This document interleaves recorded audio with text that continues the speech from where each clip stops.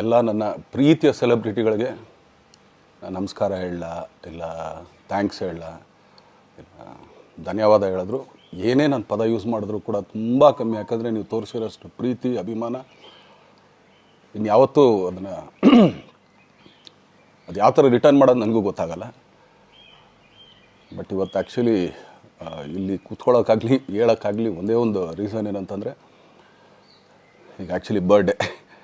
ಯಾಕಂದರೆ ನೀವುಗಳು ತುಂಬ ಆಸೆ ಪಟ್ಟಿದ್ರಿ, ನನಗೂ ತುಂಬಾ ಆಸೆ ಇತ್ತು. ಯಾಕಂದರೆ ಪ್ರತಿಯೊಬ್ಬರನ್ನು ಮೀಟ್ ಮಾಡಿ ಥ್ಯಾಂಕ್ಸ್ ಹೇಳೋಣ ಅಂತೇಳಿ.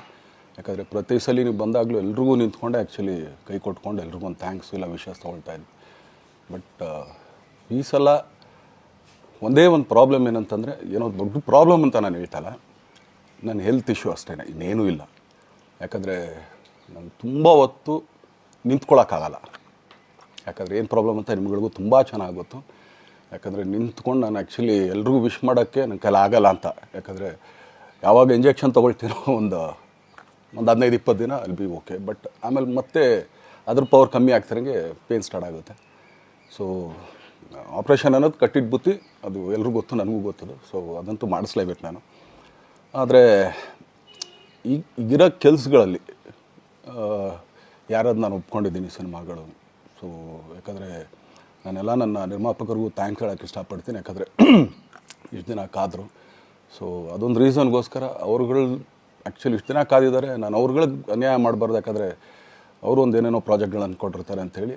ಸೊ ಅದಕ್ಕೋಸ್ಕರ ಸ್ವಲ್ಪ ಇದು ಮಾಡ್ತಾಯಿದ್ದೀನಿ. ಯಾಕಂದರೆ ಎಲ್ಲಿವರೆಗೂ ಪುಷ್ ಆಗುತ್ತೆ ಅಲ್ಲಿವರೆಗೂ ಪುಷ್ ಮಾಡೋಣ ಅಂತ ನಾನು ಟ್ರೈ ಮಾಡ್ತಾಯಿದ್ದೀನಿ, ಇಲ್ಲ ಅಂತಲ್ಲ. ಸೊ ಆದ್ದರಿಂದ ದಯಮಾಡಿ ಎಲ್ಲ ನನ್ನ ಸೆಲೆಬ್ರಿಟಿಗಳು, ನನ್ನ ಪ್ರೀತಿಯ ಸೆಲೆಬ್ರಿಟಿಗಳು, ಇದೊಂದು ಸಲ ನನಗೆ ಕ್ಷಮೆ ಕೊಡ್ರಿ. ಯಾಕಂದರೆ ನಾನು ಸಿಗ್ತೀನಿ, ನಾನು ಸಿಗಲ್ಲ ಅಂತಲ್ಲ, ಖಂಡಿತ 101% ನಾನು ಸಿಕ್ಕೇ ಸಿಗಬೇಕು. ಯಾಕಂದರೆ ನಿಮ್ಮೆಲ್ಲ ಇಂಡಿವಿಜುವಲಿ ನಾನು ಥ್ಯಾಂಕ್ಸ್ ಹೇಳಲೇಬೇಕು ಅದನ್ನು.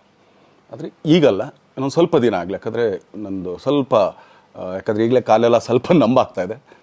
ಸೊ ಸ್ವಲ್ಪ ನಮ್ಮ ಡಾಕ್ಟ್ರ್ ಹತ್ರ ಎಲ್ಲ ನಾನು ಕನ್ಸರ್ನ್ ಮಾಡಿ ಏನು ಮಾಡ್ಬೋದು ಅದಕ್ಕಿನ್ನು ನೆಕ್ಸ್ಟ್ ಅಂತೇಳಿ. ಯಾಕಂದರೆ ಸ್ಪೈನಲ್ ಕಾರ್ಡ್ ಪ್ರಾಬ್ಲಮ್ ನಿಮಗೂ ತುಂಬ ಚೆನ್ನಾಗಿ ಗೊತ್ತು.